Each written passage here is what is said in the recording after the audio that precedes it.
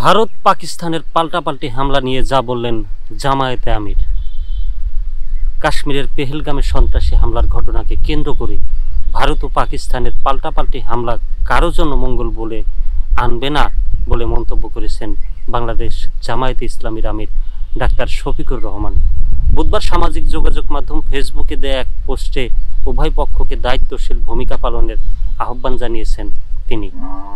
নিজের verified Facebook পেজে দেওয়া ওই পোস্টে জামায়াত আমির লিখেছেন, সম্প্রতি কাশ্মীরের পেহেলগামে সন্ত্রাসী হামলায় ২৬ জন পর্যটক নিহত হওয়ার ঘটনাকে কেন্দ্র করে দুদেশের মধ্যে যে উত্তেজনা বিরাজ করছে, ইতোমধ্যে পাল্টা হামলার মতো ঘটনা ঘটেছে, তা কারো জন্যই মঙ্গলজনক হবে না।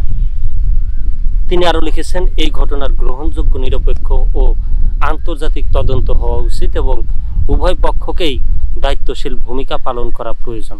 দিন শেষে যুদ্ধ কারো জন্যই কল্যাণকর নয়।